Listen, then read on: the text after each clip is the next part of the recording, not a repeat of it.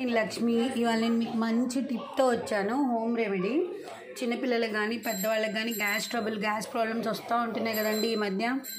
So దానికి మనకు ఒక మంచి హోమ్ రెమెడీ తీసుకొచ్చాను. ఏంటంటే వామ్ ఒకటి, సోంపు ఒకటి. ఆప్షనల్గా కావాలి అనుకుంటే మనం జీలకర్ర. ఈ 3తో ఒక రెమెడీ, ఈ 2తో ఒక రెమెడీ. సో నేను ఈరోజు మీకు ఈ 2 ఐటమ్స్ యూజ్ చేసి నేను ఒక రెమెడీ చెప్తాను. వాము సిమ్లో పెట్టి లైట్ బ్రౌన్ వచ్చేదాకా వేయించుకోవాలి. సోంపు కూడా లైట్ బ్రౌన్ వచ్చేలాగా వేయించుకోవాలి. వేయించుకున్నాక ఈ రెండింటిని పౌడర్ చేసి స్టోర్ చేసుకోవచ్చు. ఫ్రిడ్జ్లో కానీ మామూలుగా కానీ స్టోర్ చేసుకోవచ్చు, పాడవదు.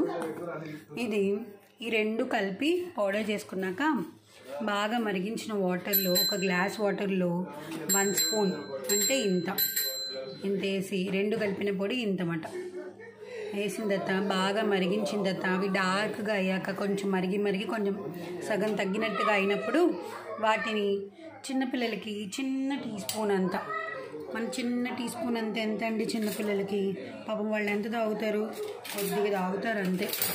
ఇంత టీ స్పూన్ అంత వాటర్ని వాళ్ళకి ఇస్తే కొంచెం కొలిక్ ప్రాబ్లమ్, గ్యాస్ ప్రాబ్లం నుంచి రిలీక్స్ అవుతారు. అదే మనం అనుకోండి ఒక టీ గ్లాస్ అంత వాటర్ తాగితే మనకు కూడా రిలాక్స్గా ఉంటుంది, డైజెషన్ కూడా ఈజీగా అవుతుంది. ఈ 2 కాకుండా మనకు కావాలి అంటే జీలకర్రను కూడా ఫ్రై చేసుకొని 3 కలిపి పొడి చేసుకొని వాటర్లో బాయిల్ చేసి డైలీ పడగడుపున తీసుకుంటే కొంచెం డైజెషన్ ప్రాబ్లం నుంచి రిలాక్స్ అవుతుంది. జీలకర్ర, వాము, సోంపు ఇవన్నీ డైజెషన్ కోసమే కదండి. మెడికల్గా ప్యాంటాక్, చిన్నపిల్లకి కొలికేడ్ అవన్నీ వేసుకునే బదులు ఈ ఐటమ్స్తో చేసుకొని మనం వాళ్ళకి చేసుకుంటే బాగుంటుంది అని నా సలహా అనుకోకండి. నేను ట్రై చేశాను, మా పాపకి మా హస్బెండ్కి బాగానే ఉంది. నేను కూడా ఎప్పుడైనా కొంచెం ఏదైనా మీల్స్ లేట్ అయినప్పుడు అలా అయినప్పుడు ఎప్పుడైనా ఇలా చేసుకొని ఈ వాటర్ని బాయిల్ చేసుకొని తాగితే నాకు కొంచెం రిలాక్స్గా అనిపిస్తుంది.